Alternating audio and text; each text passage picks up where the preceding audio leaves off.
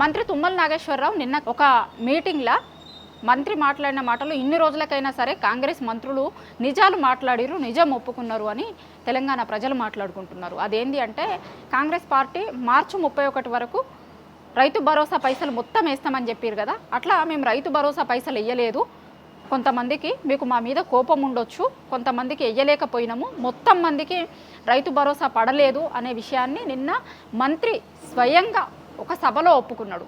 మనం చూస్తున్నాం కదా, చాలా రోజుల నుంచి రుణమాఫీ మీద కూడా ఎట్లా చెప్పారు, రుణమాఫీ మొత్తం అయిపోయింది అని చెప్పారు.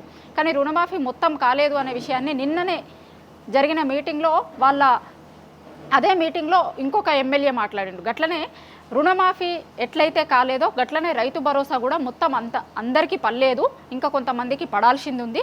ఖచ్చితంగా మేము దాని మీద కూడా అందరికీ పడేలాగా చర్యలు తీసుకుంటాం. కానీ ఇప్పటి వరకైతే మొత్తం మందికి రైతు భరోసా పడలేదు అనే విషయాన్ని మంత్రి తుమ్మల స్వయంగా ఒప్పుకున్నాడు. మేము రైతు భరోసా వెయ్యలేదు అనే విషయాన్ని. గట్లనే రుణమాఫీ కూడా చెయ్యలేదు. చాలామంది జనాలు మాట్లాడుతున్నారు రుణమాఫీ కాలేదని, కానీ ప్రభుత్వం మాత్రం మేము మొత్తం మందికి రుణమాఫీ చేసినాము అని చెప్పారు. కానీ నిన్న సభ సాక్షిగా రైతు భరోసా రుణమాఫీ కాలేదు అనే విషయం కాంగ్రెస్ పార్టీ నాయకులే, సాక్షాత్తు మంత్రులే ఒప్పుకున్నారు.